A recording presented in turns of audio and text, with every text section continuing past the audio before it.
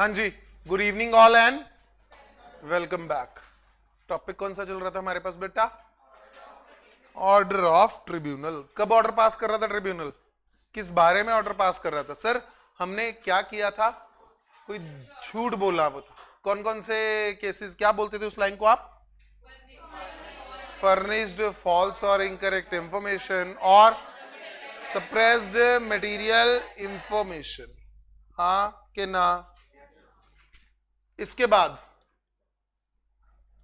Sir यहां पर आया था, अगर तो कंपनी बनी नहीं है तो बस 447 में जो जो निकम्मों ने गलत काम किया था वो लायबल हो जाएंगे। अगर कंपनी बन चुकी है तो कुछ बंदों की जिम्मेवारी आई थी। Promoter, direct person, furnishing, declaration, कहानी खत्म। सही है। के बाद आया सर ट्रिब्यूनल और क्या क्या ऑर्डर पास कर सकता है। मैं बोलने लगा, बच्चे कहते सर ट्रिब्यूनल कौन है? तो आइए उस पर चर्चा करते हैं। कंपनीज एक्ट में जो बेसिक अथॉरिटीज हैं, सबसे पहले बेटा कंपनी बनानी है, तुम रोने के लिए कहां जाते हो? ROC के पास। सही है, रजिस्ट्रार ऑफ कंपनीज। ये हर स्टेट में एक है। जनरली दो से ज्यादा स्टेट्स का एक भी है, एक स्टेट्स में दो भी हैं, एक स्टेट्स में दो भी हैं, but basic rule is one state is equal to one ROC। ROC से ऊपर सर कौन होएगा? RD। RD इज RD बर्मन। गाने नहीं सुने? हाँ के ना? Regional director. RD इज regional director. Regional director region समझते हो? एक पर्टिकुलर एरिया जो स्टेट से भी बड़ा रहेगा। एग्जाम्पल के लिए आपके रजिस्ट्रेशन नंबर कौन से हैं? रजिस्ट्रेशन नंबर याद है अपना? बोल दो बेटा। NRO। मतलब क्या वो दिलासा दे रहे? नारो नहीं, northern region. NRO is northern region. सही है। तो बेटा इसी तरह कंपनीज एक्ट में भी रीजनल डायरेक्टर होंगे। जो इनका ये स्ट्रक्चर है, सबसे नीचे ROC, फिर रीजनल डायरेक्टर। ये सर कई बार कंपनी को जैसे ऑफिस वगैरह चेंज करना है, कुछ है, तो हमें कई बार RD की परमिशन लेनी पड़ती है, और ROC को हम RD की परमिशन वगैरह सबमिट करके अपना ऑफिस ऑफिस चेंज कर लेते हैं। मान लीजिए जैसे बॉम्बे में ऑफिस है मेरा, मैं बॉम्बे टू पुणे शिफ्ट हो रहा हूँ, स्टेट एक ही है, कौन सी? महाराष्ट्र, लेकिन ROC दो है। तो मेरे को क्या करना पड़ेगा? RD से परमिशन वर्मिशन लेनी पड़ेगी, रीजनल डायरेक्टर, वो करके काम बन जाता है। सही है। इसके बाद सर आपको कोई दिक्कत है किसमें? कंपनीज की आपस में कोई लड़ाई हो रही है या कंपनीज के मैटर कोई भी सुलझे नहीं है। एग्जांपल के लिए शेयर होल्डर एक्चुअल में कौन है, उसकी लड़ाई चल रही है। सर ये लड़ाइयां कहां पर होती हैं? फाइल इनकी अपनी कोर्ट, कौन सी बेटा? National company law tribunal. National company law tribunal. इसके बाद sir national company law tribunal के डिसीजन से मैं सेटिस्फाइड नहीं हूं। ध्यान देना, यहां पर बेटा आपकी कंप्लायंस वगैरह हो रही है। यहां पर क्या हो रही है? कंप्लायंस। और यहां NCLT में कंप्लायंस नहीं, झगड़ों के निवारण के लिए आप जा रहे हैं, झगड़े सुलझाने के लिए। जैसे कोर्ट में जाते हैं तो कंपनीज के झगड़ों का कोर्ट कौन सा है? NCLT। कंपनी से जुड़े हुए सभी मैटर यहां पे सुने जाएंगे। सर डायरेक्टर ने साथ वाले डायरेक्टर को इन आउट कर दिया, गिरा पड़ा है वो, NCLT में नहीं जाएंगे, क्रिमिनल केस है, कोर्ट में चलेगा। ठीक, क्लियर टू ऑल बेटा? कौन से झगड़े? कंपनी से। शेयर होल्डिंग में कोई दिक्कत आ गई, कोई रजिस्टर नहीं ठीक हो रहा, पैसा दिया हुआ कंपनी को वापस नहीं दे रही, ठीक, डिबेंचर की रिडम्पशन का समय आ गया, पैसा ड्यू पड़ा, वापस ही नहीं दे रही, रोने के लिए कहां जाओगे बेटा तुम? ट्रिब्यूनल। वर्ड सिर्फ क्या लिख देता है? ट्रिब्यूनल। कंपनीज एक्ट में जहां जहां वर्ड आएगा ट्रिब्यूनल, उसका मतलब क्या बेटा? National company law tribunal. Sir हम इसके डिसीजन से सेटिस्फाइड नहीं है, चले जाओ बेटा आगे। NCLAT national company law appellate tribunal. खत्म, ये स्ट्रक्चर खत्म। इनको बेसिकली गवर्न कौन कर रहा है? यहां पर कहीं रोल है MCA, ministry of corporate affairs. सही है, इसमें किसी को कोई दिक्कत? Structure clear? अब बेटा कंपनी के डॉक्यूमेंट वगैरह गलत फाइल किए, उस केस में फिर से कहां जाके रोए?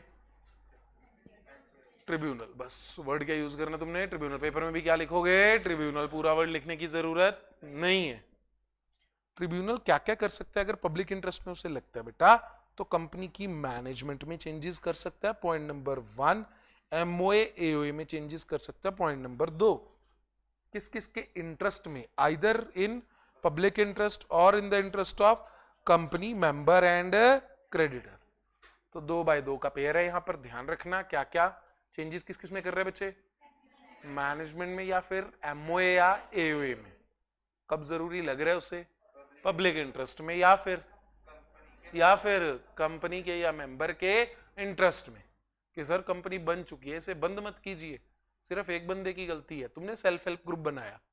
सेल्फ हेल्प ग्रुप याद है ना? कौन सी कंपनी? सेक्शन 406 406 सेक्शन में हमने सेल्फ हेल्प ग्रुप बनाया। उसमें भाई साहब एक बंदा गलत निकल आया, उसने डॉक्यूमेंट गलत सबमिट करवा दिए। लोगों को इसका इतना पता नहीं था, विलेज। तो यार लोगों ने अपनी दलील रखी कि सर हमारी तो इसमें कोई गलती नहीं है, आप इस बंदे को निकाल दीजिए बाहर, हमारी कंपनी को चलने दीजिए। तो सर ट्रिब्यूनल अकॉर्डिंगली किसके इंटरेस्ट में बेटा? मेंबर के, पब्लिक के, कंपनी, किसी के भी इंटरेस्ट में डिसीजन ले सकता है। पहला पॉइंट क्लियर टू ऑल। अगला पॉइंट सर, ट्रिब्यूनल अगर सभी मेंबर चोर हैं, कंपनी बनाने का कारण था लिमिटेड लायबिलिटी जनरली, यस और नो? वो कॉर्पोरेट विल लिफ्टिंग याद है? कहेगा भाड़ में गई लायबिलिटी तुम्हारी लिमिटेड, आज के बाद तुम्हारी लायबिलिटी क्या रहेगी? अनलिमिटेड। तुम अपने ट्रांजैक्शन को भुगतो। नेक्स्ट, कंपनी के नाम के रिमूवल के ऑर्डर दे सकता है। नाम रिमूवल के ऑर्डर मतलब रजिस्टर ऑफ कंपनीज होता है। क्या होता है? Register of companies. किसके पास? कंपनी के पास के ना ROC के पास बेटा, हर बात में हाँ। किसके पास?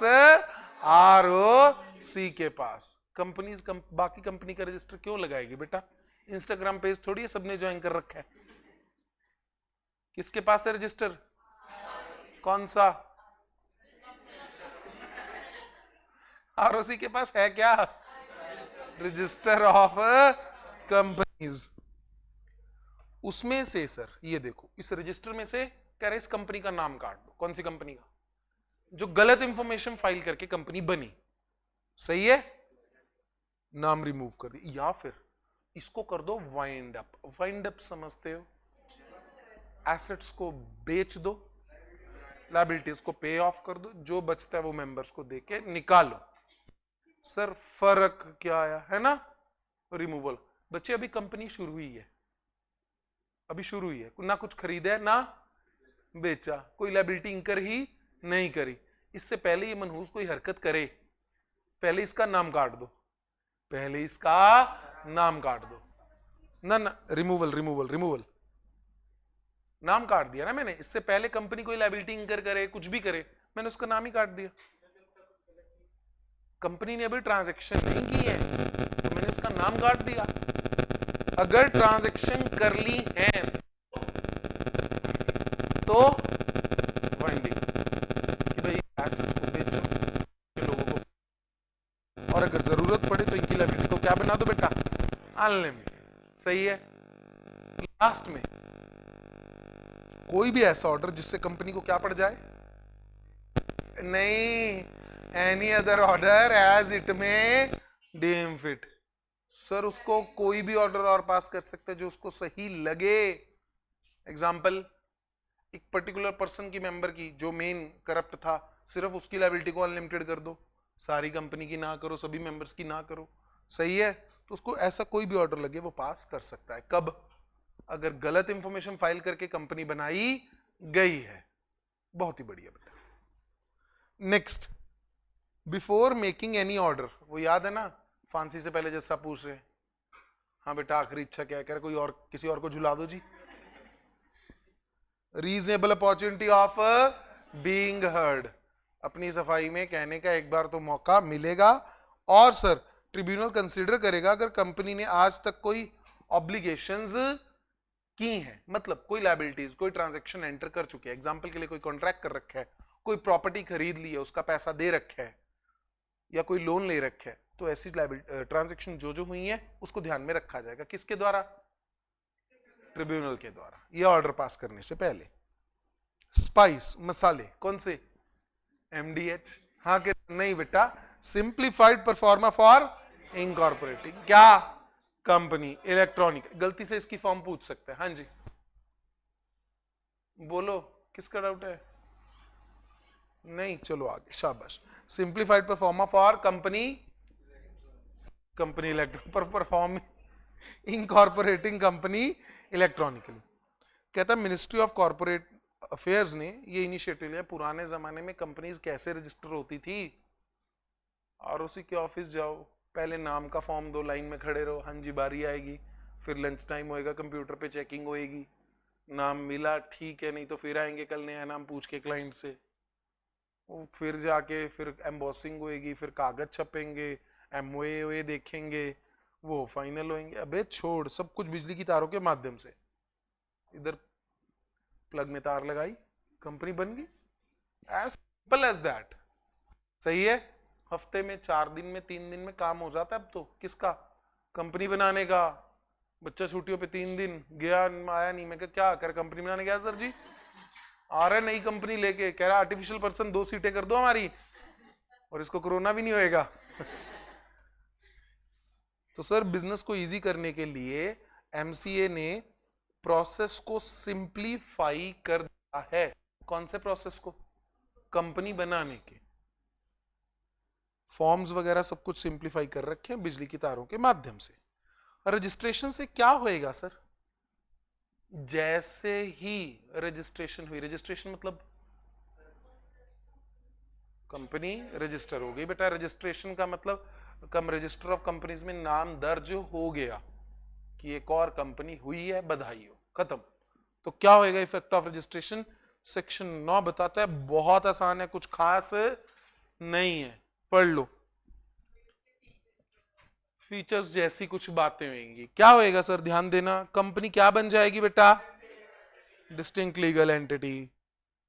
सर इसकी जिंदगी कब से शुरू होगी? सर्टिफिकेट ऑफ इनकॉर्पोरेशन की डेट से। ध्यान देना, यहां पर ना पहले लड़ाइयां चल रही थी कुछ। कहता जिस दिन मैंने कागज डिलीवर किए, जिस दिन रजिस्ट्रार ने एंट्री की, जिस दिन सर्टिफिकेट ऑफ इनकॉर्पोरेशन मिला, कौन सी डेट? सर्टिफिकेट ऑफ इनकॉर्पोरेशन पर जो डेट है उसी डेट से माना जाएगा कंपनी बनी है।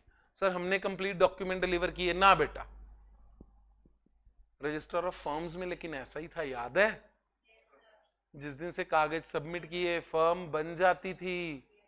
यहां ऐसा नहीं है। किस दिन से कंपनी बन रही है? डेट मेंशन्ड है। कहां पर?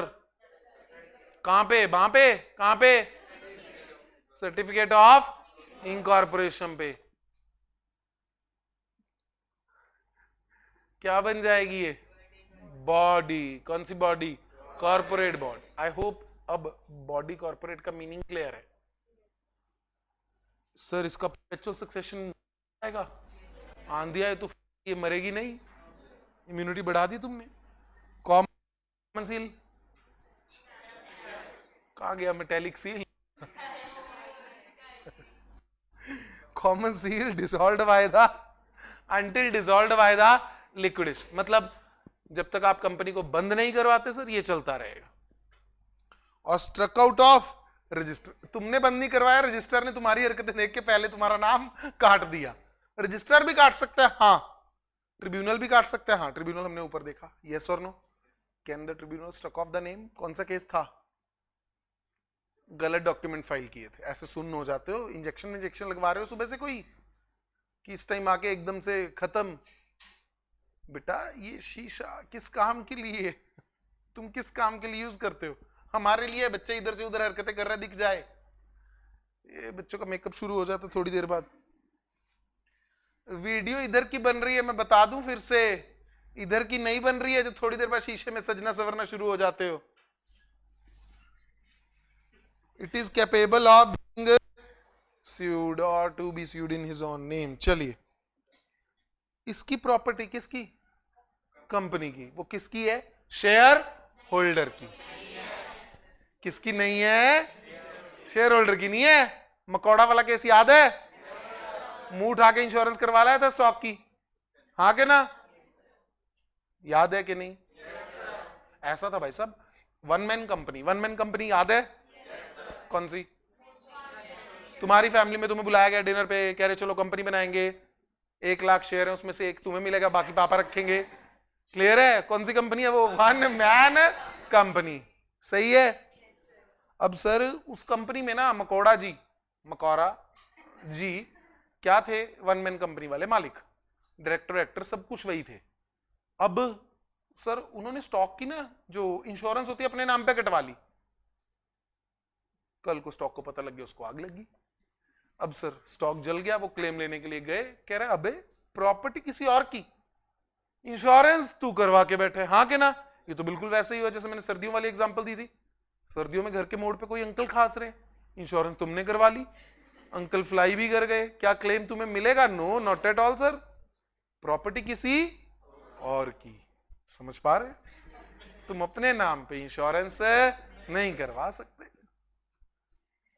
शेयर होल्डर का शेयर है किसमें?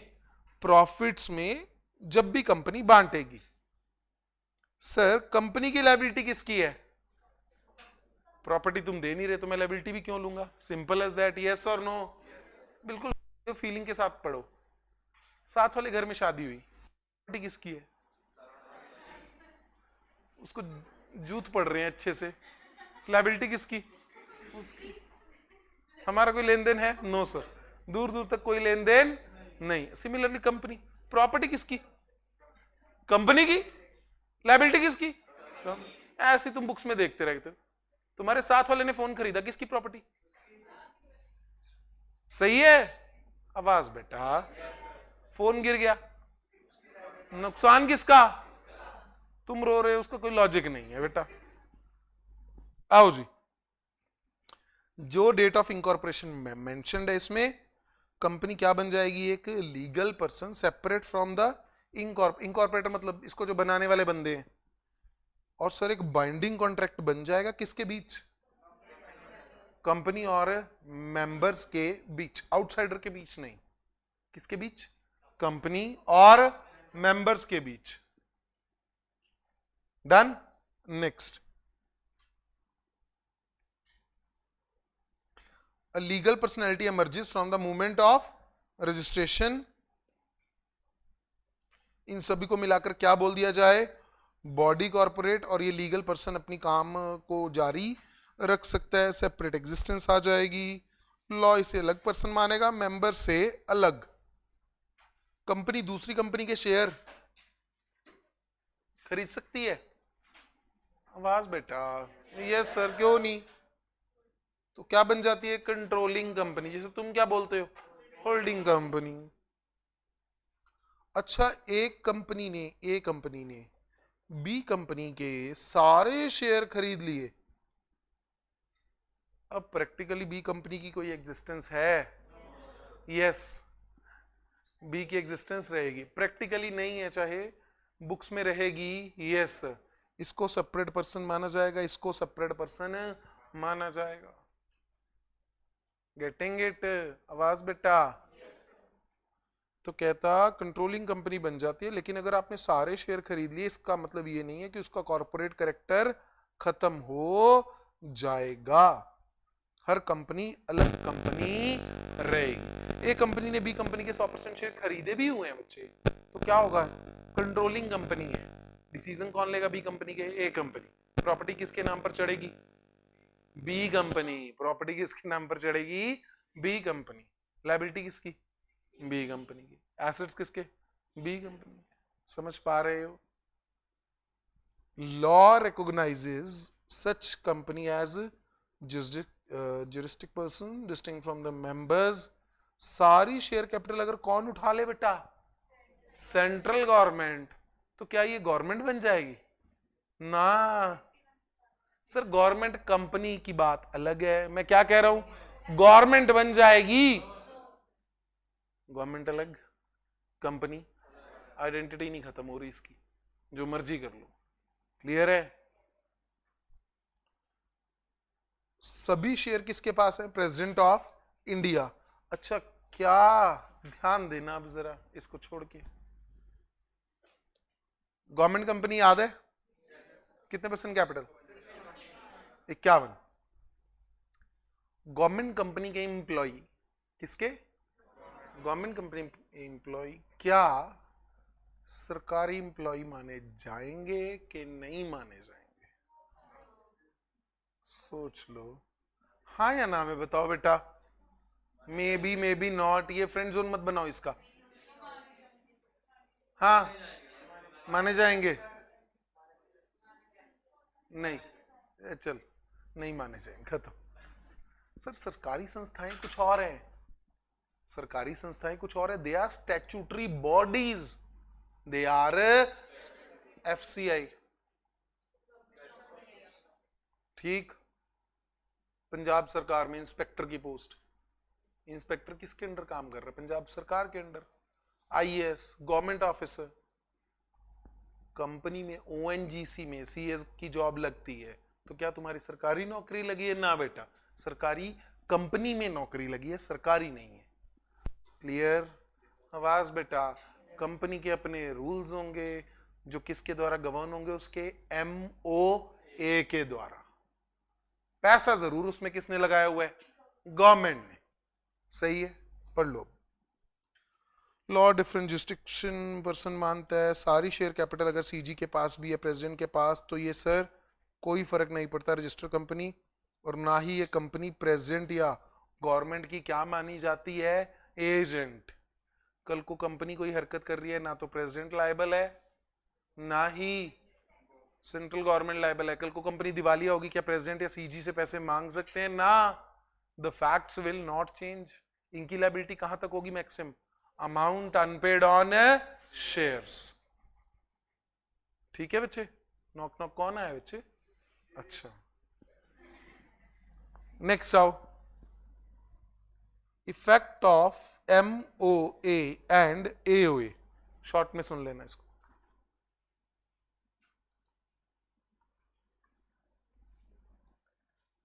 एमओए कॉमा एओए, जब कंपनी बनी कोमलन पार्टी, हाँ बेटा, डाउट जल्दी से, शाबाश,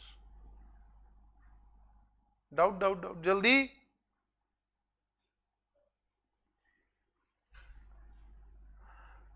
हाँ जी, कोई डाउट नहीं है, ये त्रिमूर्ति दोबारा बोलती ना दिखे बेटा। ठीक, एमओए और एओए जब कंपनी बनी थी तो कौन साइन करता है इसको? हाँ हाँ हाँ, professional. I can say subscriber, yes और नो, सब्सक्राइबर, और बेटर वर्ड इसके लिए एक और कहता हूं मैं, फाउंडर मेंबर्स। तो ये बिल्कुल वैसा ही है, तुमने एमओए एओए में जब साइन किए सर, तो कंपनी के बीच और मेंबर्स के बीच एक बाइंडिंग कॉन्ट्रैक्ट बन गया, जिसकी टर्म्स एंड कंडीशंस कहां लिखी हुई हैं? एमओए में और एओए में। हाँ कि ना? आवाज बेटा, एमओए में टर्म्स एंड कंडीशन लिखी हुई है, इन्होंने साइन कर दिया, मतलब कल को मैं थोड़ा सा और एक्सप्लेन कर दूं, एमओए में जो बिजनेस लिखा हुआ है कंपनी वही करेगी, मेंबर को वो बात माननी पड़ेगी। कल को मेंबर का पैसा एमओए में लिखे हुए बिजनेस के लिए यूज होगा, एओए में जैसी कंडीशंस लिखी हुई है उसी तरह से कंपनी को चलाया जाएगा। ओके डन, ये सब समझ आ गया। इन्होंने जितने शेयर खरीदे, किसने? मेंबर्स ने, वो अपने नाम के आगे लिखते थे ना सब्सक्रिप्शन क्लॉज में, याद है? तो इन्होंने जितने शेयर खरीदे उसकी पेमेंट के लिए बेटा मेंबर्स लायबल, हाँ कि ना? मेंबर उसकी पेमेंट के लिए क्या रहेंगे? लायबल। ये अगले मेंबर है, फाउंडर के बाद आए, इन्होंने जो शेयर खरीदे ये मार्केट में से खरीदे बेटा, कहां से खरीदे? क्या इनका कंपनी के साथ कोई कॉन्ट्रैक्ट हुआ पड़ा दिख रहा है तुम्हें? नो सर, लेकिन हम डीमिंग फिक्शन लगा देते हैं।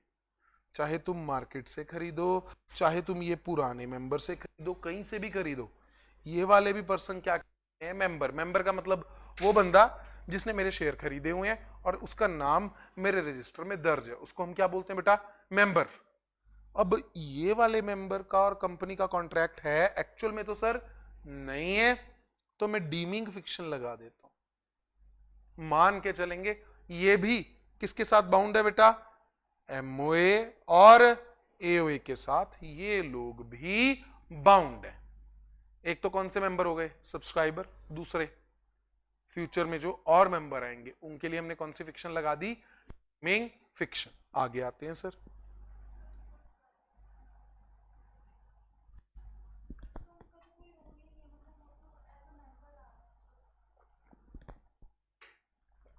कल को एओए की टर्म्स उनको माननी पड़ेंगी सर।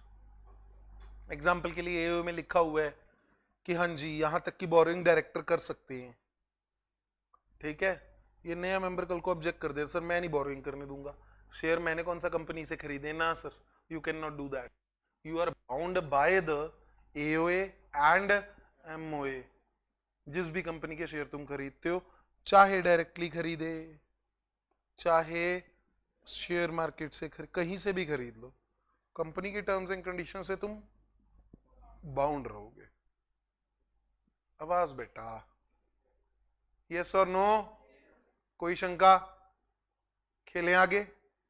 चलिए, इसके बाद सर अब बारी आई किसकी? आउटसाइडर्स की। कंपनी ने अपने एमओए या एओए वगैरह में आउटसाइडर के लिए कुछ लिख दिया। एग्जांपल आर्टिकल में लिख दिया मिस्टर जेड आज के बाद हमारे लॉ ऑफिसर होंगे। मिस्टर जेड कौन होंगे? हमारे लॉ ऑफिसर। या मिस्टर जेड हमारे ऑडिटर होंगे। मिस्टर जेड को ये बात अभी बताई नहीं गई। अब जब कंपनी की मीटिंग हुई ना, मीटिंग में बोल दिया यार जेड को छोड़ो, तुम वाई को रखो। जेड सही बंदा नहीं है, किसको रखो? वाई को। अब जेड को बात बाद में किसी के थ्रू पता लग गई। जेड कह रहे सर कंपनी अपने किससे बाउंड है? एमओए से और एओए से। तो सर ये जो इन्होंने मेरे को अपॉइंट किया था, मेरी अपॉइंटमेंट बिल्कुल वैलिड है, और जो मेरे से बिना पूछे किसको अपॉइंट किया? वाई को, ये अपॉइंटमेंट वैलिड है नहीं है। तब सर डिसीजन आया, एमओए कंपनी और मेंबर के बीच में बाइंडिंग तो है, लेकिन आउटसाइडर के लिए कोई बाइंडिंग क्रिएट नहीं हुई, क्योंकि हमने कौन सा उसको डिसीजन क्या कर दिया था? कम्युनिकेट। हमने कौन सा उसको डिसीजन क्या किया है? कम्युनिकेट। तो सर यहां पर जेड को लॉ ऑफिसर जो बनाया गया, चाहे एओए में लिख दिया गया sir, we will not entertain this. तो यानी कि यहां तक जो पता लगा बेटा, कंपनी मेंबर्स के लिए बाउंड है, हां कि ना? कल को कंपनी ने ऑब्जेक्ट क्लॉज में बोला कि फर्नीचर बनाने का काम करेगी, कल को सर ज्वेलरी खरीदने का काम शुरू कर दे, क्या मेंबर्स कंपनी को रोक सकते हैं? Yes sir. तो company is bound to members regarding MOA and AOA. Are member bound to company? Members are also bound to company. Member ने भी जो प्रॉमिस किया वो पैसा इनको देना पड़ेगा, सही है? कोई शंका? अच्छा, company is bound to outsiders. आवाज बेटा। नेक्स्ट क्वेश्चन, मेंबर में आगे M1, M2, M3, M4 and so on. M4 के शेयर थे, वो पैसे नहीं दे रहा। M4 ने शेयर खरीदे लेकिन वो पैसे, क्या M1 M4 को स्यू कर सकता है कि नहीं? यस और नो? प्रिविटी ऑफ कॉन्ट्रैक्ट क्या है? Privity of contract sir absent है। M1 के बीच और M4 के बीच कोई कॉन्ट्रैक्ट नहीं हुआ। कॉन्ट्रैक्ट किसके बीच हुआ है? कंपनी और मेंबर्स के बीच। तो सर M1 का M4 को स्यू करने का सवाल ही पैदा नहीं होता। एक ही रास्ता है, क्या? M1 किसको कहे? कंपनी को। और कंपनी किसको स्यू करे? M4 को। तो अब जरा जल्दी से, कैन कंपनी और is company bound to the members? Are members bound to company? Are members bound inter से? इंटर से मतलब with each other? Can a member enforce his right towards another member through the company? Yes, sir. Is company bound to outsiders? Are outsider bound to company? No, sir. Privity of contract यहां पर भी absent. Section बेटा 10. MOA bind any member to the same extent as signed by, तो company और member को ये condition माननी पड़ेगी. Company is bound to members. पढ़ो जल्दी से, रीड करो.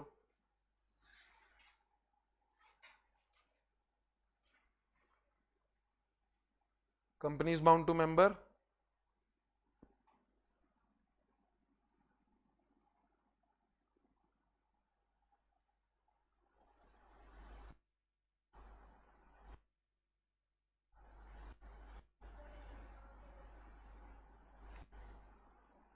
पढ़ लो ध्यान से पढ़ लो बेटा.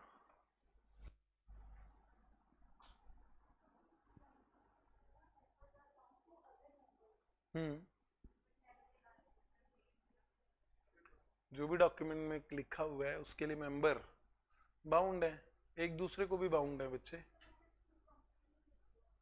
मैं बता रहा हूं, है ये मीनिंग, है ये मीनिंग. आप चाहो तो लिख सकते हैं. मेंबर डायरेक्टली स्यू नहीं कर सकते, ये लाइन लिख लो बच्चे. Members can't sue each other directly. कारण ड्यू टू एब्सेंस ऑफ. हाँ, लॉजिक पे आओ, ये जो मर्जी लिखता रहे.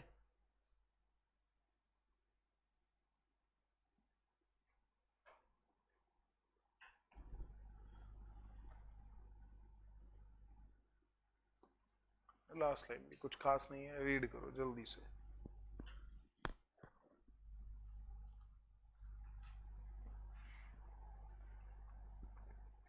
हो गया है.